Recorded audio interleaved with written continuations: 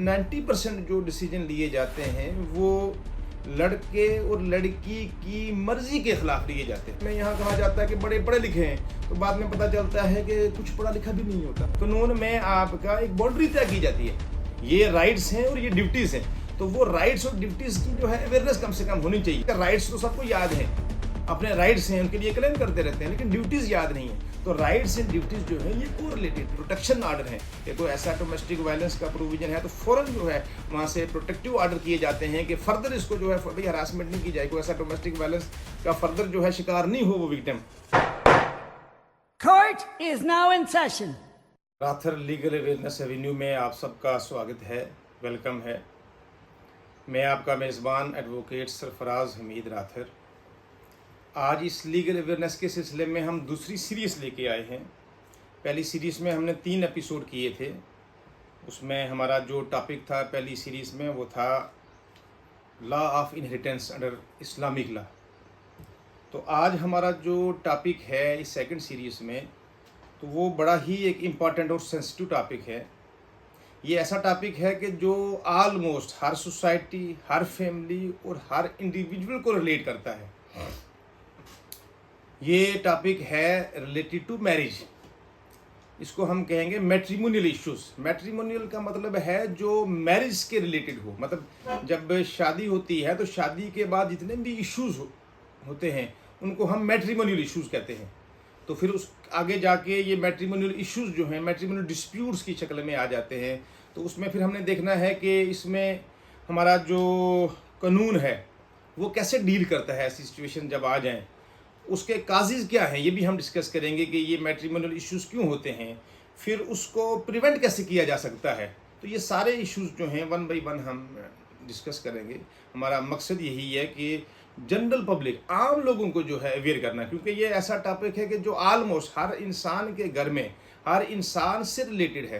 तो मैट्रिमोनियल का मतलब ये है कि जब शादी होती है किसी की, तो शादी के बाद आने वाले जो भी मसाइल हैं तो उनको कैसे डील किया जाए। सबसे पहले इसमें तो शादी से पहले कुछ चीज़ें हैं जो करनी होती है। मतलब हम इसमें ये बताना चाहते हैं कि शादी जब किसी की होती है तो शादी एक छोटा मोटा कोई ये फंक्शन नहीं है, ये एक बेसिक फाउंडेशन है एक फैमिली का। शादी से आप एक ख़ानदान की बुनियाद डालने वाले हैं। तो वो शादी में जो है बेसिक अपना फाउंडेशन है जो किसी फैमिली का, तो उसको हम जब डिसाइड करते हैं तो उस डिसीजन लेने में कहीं ना कहीं कुछ कमियां रह जाती हैं जो आगे चल के एक बहुत बड़ा इशू बन जाते हैं। फिर जो एक हारमोनियस एटमॉस्फेयर घर का होना चाहिए था वो एक फुल फ्लैग जंग में तब्दील हो जाता है। फिर बहुत सारे कबीले एक दूसरे के जो है आमने सामने आ जाते हैं। तो वो उसमें शादी से पहले हम देखते हैं कि ये 90% जो डिसीजन लिए जाते हैं वो लड़के और लड़की की मर्जी के खिलाफ लिए जाते हैं।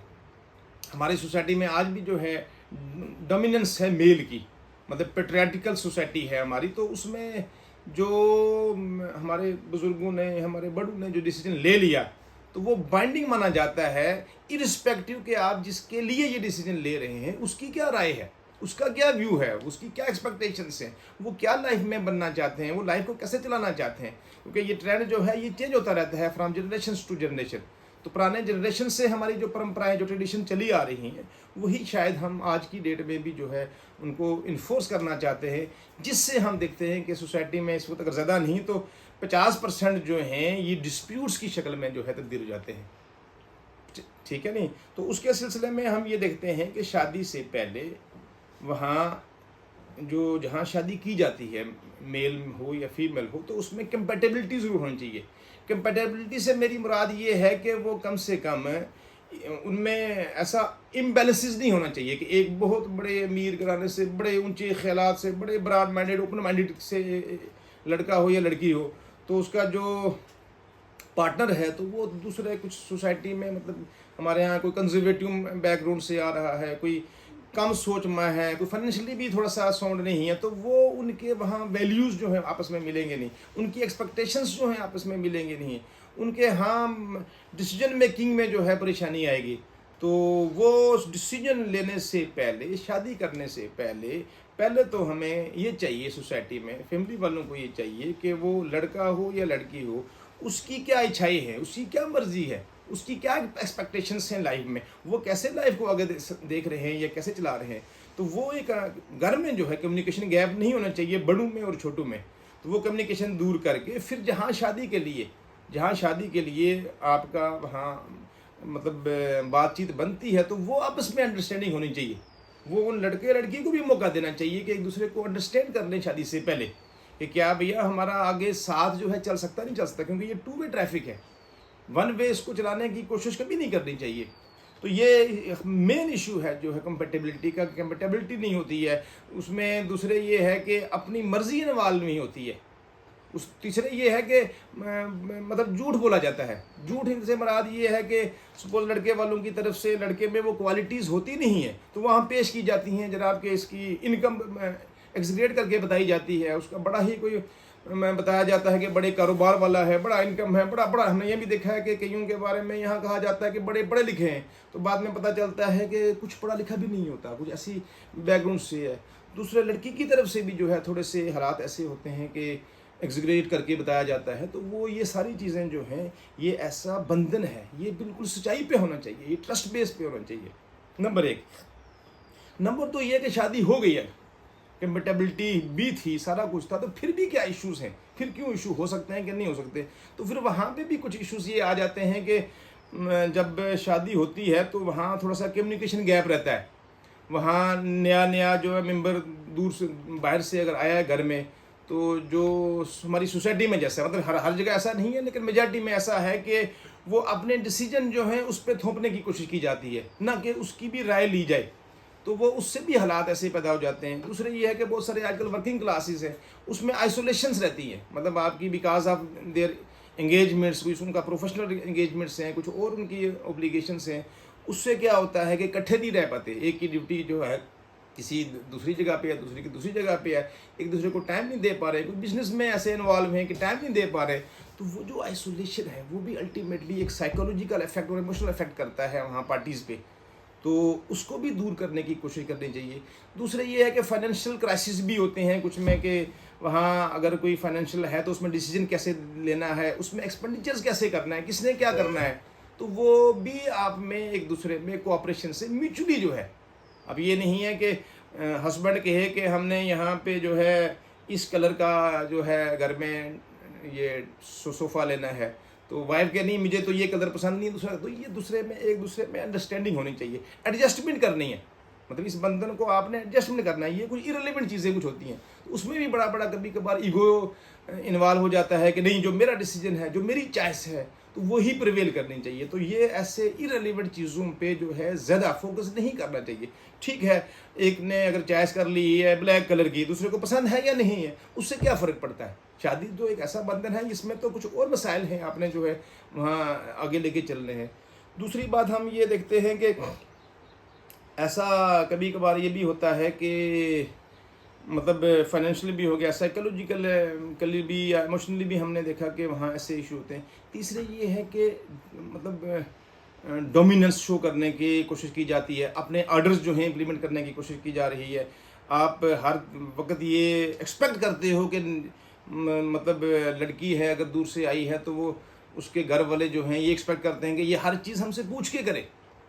तो वो ऐसा भी मतलब एक दूसरे की अंडरस्टैंडिंग से होना चाहिए, पूछ के, ये ऐसा कोई फोर्स करने वाली बात नहीं है, ये एक दूसरे के इमोशंस को जो है समझने की बात है। तो उससे भी जो है आपके घर में हालात अच्छे रह जाते हैं। बहरहाल हमारा जो मौजू है वो ये है कि लीगल इश्यूज़ क्या है, इसमें हमने मेन डिस्कस ये करना है। थोड़ा सा बैकग्राउंड देने का मेरा मकसद ये था कि ये कुछ चीज़ें हम शुरू में रोक सकते हैं इनको, जो बाद में एक बहुत बड़े डिस्प्यूट की शक्ल ना अख्तियार कर लें। तो उसमें हमारे पास जो है कानून कैसे देखता है, कानून कैसे डील कर रहा है हमारे यहाँ। तो कानून में हमारे यहाँ जैसे देखा है कि अगर कोई ऐसा इशू बन जाता है तो उसमें फाइनेंशियल क्राइसिस आ जाती हैं। अगर कोई वहाँ खुद कोई मतलब इनकम नहीं है, ख़ासकर वाइफ की तरफ से देखा जाता है, तो कानून ने सबसे पहले हमारा क्रिमिनल प्रोसीजर कोड है, उसमें ये प्रोविज़न प्रोवाइड किया गया। हालांकि एक सिविल नेचर का इशू है, तो इसको क्रिमिनल प्रोसीजर कोड में इंसर्ट करने का मकसद यही है कि थोड़ा सा क्विक रेमेडी चाहिए होती है वहाँ। ऐसा ना हो कि वहाँ उसको कोई फाइनेंशियल ऐसे इशू हो जाए जिससे कि वो सड़क पे आने के जो है किनारे हो जाए, तो उसके लिए मेंटेनेंस का इशू रखा हुआ है। मेंटेनेंस जो है वो वहाँ प्रोवाइड की जाती है उसको। वो डिपेंड करता है कि उसकी रिक्वायरमेंट क्या है, वो डिपेंड करता है कि जिससे मेंटेनेंस डिमांड की जा रही है उसकी इनकम क्या है, उस पर डिपेंडेंसी कितनी है। तो वो उन हालात को देखे, स्टेटस क्या है पार्टीज़ का, उसके मुताबिक जो है कोर्ट इंटरिम मेंटेनेंस का भी प्रोविजन है कि जो शुरू में ही इवन एक्सपर्टी भी दी जा सकती है, उसके बाद ट्रायल चल के आपको सिर्फ अपनी रिक्वायरमेंट बतानी है, दूसरे की जो है वो इनकम और डिपेंडेंसी बतानी है, उससे भी आपको मेंटेनेंस का जो है प्रोविजन है कि ताकि कम से कम बंदा जो है एक अच्छी तरह से सर्वाइव कर सके इस सोसाइटी में। फिर उसके बाद दूसरा हमारे यहाँ क्रिमिनल में ऐसा है कि कोई डोरी की डिमांड आ जाती है, कोई क्रूरटी है, कोई टार्चर है, ऐसे भी देखने को मिलते हैं, तो उसके लिए भी प्रोविजन है। आजकल हर डिस्ट्रिक्ट में जो है वो फिर ये वीमेन सेल्स बने हुए हैं जो ये डील करते हैं। उन वीमेन सेल्स की ये कोशिश ये होती है कि उनको दोनों पार्टियों को आपस में एमिकेबली जो है ये रिजॉल्व कीजिए, क्योंकि ये फैमिली डिस्प्यूट्स है, इसमें ज़्यादा इमोशंस और ईगो वगैरह इन्वॉल्व होता है। तो वहाँ कानून ने भी ये प्रोविज़न जो है गवर्नमेंट ने वीमेन सेल हर डिस्ट्रिक्ट में बनाए हुए हैं कि जिनका खाली मकसद यही है कि वो दोनों पार्टीज़ को बैठ के वहाँ कंसिलिएशन प्रोसीडिंग करवाई जाए। अगर वहाँ नहीं हुआ तो फिर उसके बाद ये कॉग्निजेबल ऑफेंस है, वो एफआईआर भी लग सकती है, उसके लिए आगे सजाएं भी हैं। तीसरा फिर हमारा ये है कि नया एक्ट हमारा बना है, ये protection of women from domestic violence act, ये 2010 का जो है हमारा ये कानून बना है, जिससे कि औरतों को डोमेस्टिक वायलेंस का क्या प्रोविज़न है, कैसे इसको प्रोटेक्ट किया जाता है। तो इसमें बड़ा ही एक कंप्रीहेंसिव जो है ये प्रोविज़न दिया गया है। ये डोमेस्टिक वायलेंस का मतलब ये नहीं है कि फिज़िकली ही कोई वायलेंस हो। डोमेस्टिक वायलेंस जो है ये आपकी कोई इमोशनल, कोई एब्यूजिव बिहेवियर है, उसमें कोई साइकोलॉजिकल कोई इशू है, उससे भी जो है डोमेस्टिक वायलेंस इसमें प्रोविज़न है। मतलब कोई सेक्सुअल या इकोनॉमिकल अब्यूज़ है। सेक्सुअल अब्यूज़ का मतलब ये है कि ये भी हमारे माशरे में ऐसा नहीं होना चाहिए कि कोई किसी एक पार्टी को जो है ये as a matter of right है, फॉर ग्रांटेड है, तो वो जब जो चाहे वो कर ले। तो ये दोनों का म्यूचुअल अंडरस्टैंडिंग से, कंसेंसुअल से जो है ये ऐसे रिलेशन है जो आगे हारमोनियसली जो है चल सकें। तो उसके लिए कानून ने जो है प्रोवाइड किए हैं प्रोटेक्शन आर्डर हैं कि कोई ऐसा डोमेस्टिक वायलेंस का प्रोविज़न है तो फ़ौरन जो है वहाँ से प्रोटेक्टिव आर्डर किए जाते हैं कि फर्दर इसको जो है भाई हरासमेंट नहीं की जाए, कोई ऐसा डोमेस्टिक वायलेंस का फर्दर जो है शिकार नहीं हो वो विक्टिम। फिर उसके लिए जो शेयर हो मतलब हो रेजिडेंस है उसमें भी उसको जो है कहीं बाहर ना निकाला जाए, उसके लिए भी प्रोटेक्शन आर्डर दिए जा सकते हैं रेजिडेंस के लिए।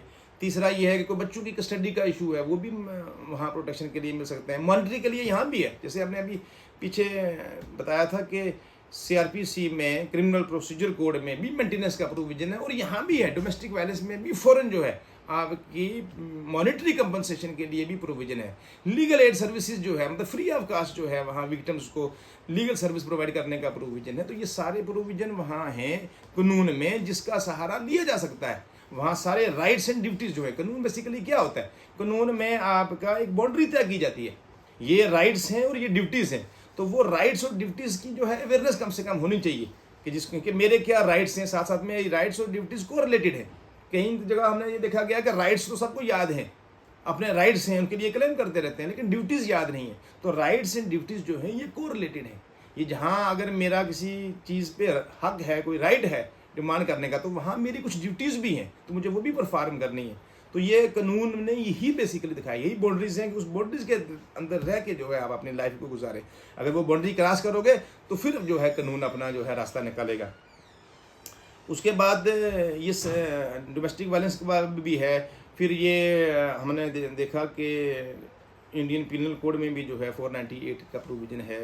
फिर उसके बाद क्या है कि हमारे यहाँ हिंदू मैरिज एक्ट में, उसमें भी क्योंकि ये मैरिज के रिलेटेड है सारा इशू मैट्रिमोनियल, उसमें भी शादी का प्रोविज़न भी है कि शादी कैसे होगी। डाइवोर्स के लिए प्रोविज़न है कि डाइवोर्स जो है अगर दोनों में कोई ऐसी इरिट्रीवेबली ब्रेकडाउन हो चुका है जहाँ को रिकन्सिलिएशन का इशू नहीं है, तो डाइवोर्स के लिए भी वहाँ क्लेम किया जा सकता है। रेस्ट्रिक्शन ऑफ कंजुगल राइट्स, मतलब अगर कोई एक मेंबर जो है, एक पार्टनर जो है वो बगैर किसी वजह के दूसरे को निगलेक्ट करता है, तो उसके लिए वहाँ हिंदू मैरिज एक्ट में जो है प्रोविज़न है कि उसके लिए you can move before the family court. Restitution of conjugal rights है, वहाँ भी मेंटेनेंस का प्रोविज़न है मतलब मेंटेनेंस पेंडेंट उसको बोलते हैं कि जब तक वो कानून का सहारा लेके कोर्ट में कोई ऐसा प्रोसीडिंग चलेगी तो उस दौरान में वहाँ प्रोविजन है कि वो जो विक्टिम है, वाइफ है खासकर, तो वो मेंटेनेंस पेंडेंट जो है क्लेम कर सकते हैं। ये सारी मेंटेनेंस है, चाहे वो अंडर डोमेस्टिक वायलेंस एक्ट हो, चाहे वो अंडर CRPC हो, चाहे अंदर वो हिंदू मैरिज एक्ट हो, तो ये सारी जो है वो एडजस्टेबल है। मतलब एक कोर्ट से अगर एक प्रोविजन में आपको प्रोवाइड की गई है तो दूसरी में जो है वो प्रोपोर्शनलिटी अगर उससे ज़्यादा की गई है तो वो उतनी वहाँ एडजस्ट हो जाएगी। तो ये वहाँ प्रोविजन सारे जो हैं लीगल है जो हम ये डिस्कस कर रहे हैं। इस एपिसोड में एक जनरल सा इंट्रोडक्टरी जो है हमने हमारा देने का मकसद था। अगले एपिसोड में हम ये बताएंगे कि इसके प्रिवेंटिव मेजर्स क्या हैं, इसमें सोसाइटी का क्या रोल है, इसमें इंडिविजुअल घर वालों का क्या रोल है, इसमें जो हमारे रिलीजियस इंस्टीट्यूशन हैं उसका क्या रोल है, इसमें जो हम जैसे हम वकील हैं, वकील सिर्फ एक रिप्रेजेंटेटिव नहीं होता अपने क्लाइंट का, वकील एक सोशल इंजीनियर है, इसमें एक वकील का क्या रोल है, इसमें सभी का जो रोल है वो भी हम डिस्कस करेंगे। आज के लिए मैं समझता हूँ कि ये एक इंट्रोडक्टरी था, इसको हर इंसान जो है, हर आदमी जो है वो इसको अच्छी तरह से ध्यान से जो है इस इशू को देखे। इसमें हमारा पहला जो सीरीज़ थी वो भी काफ़ी अप्रिशिएट किया, तो उससे काफ़ी हमें भी इनकरेजमेंट मिली। तो हम इसको भी, इसमें भी कोई ऐसी कमियां होंगी तो वो अपना फीडबैक आप ज़रूर दें। अगर आपको अच्छा लगेगा कि ये जो लीगल सर्विसेज एवेन्यू का जो हमने ये सीरीज़ शुरू की है, अगर अच्छी लगती है तो इसको आप फर्दर शेयर कर सकते हैं, आप इसको सब्सक्राइब कर सकते हैं। हमारा यूट्यूब चैनल भी है राथर लीगल सर्विसेज अवेयरनेस के नाम से, और हमारा जो है फेसबुक पेज भी है राथर लीगल सर्विसेज एवेन्यू। तो इस दोनों को आप जो है, अगर आपको लगेगा कि ये कोई लोगों में अवेयरनेस लाने की वक्त की ज़रूरत है तो आप इसको ज़रूर जो है सब्सक्राइब करें और इसको लाइक करें। अगर इसमें कोई ऐसा फीडबैक है कि जिसमें फर्दर हम इम्प्रूवमेंट करने की ज़रूरत है तो आप ज़रूर कमेंट में जो है अपना फीडबैक दें। आज के लिए इतना ही, अपना ख्याल रखिएगा। अल्लाह हाफिज़।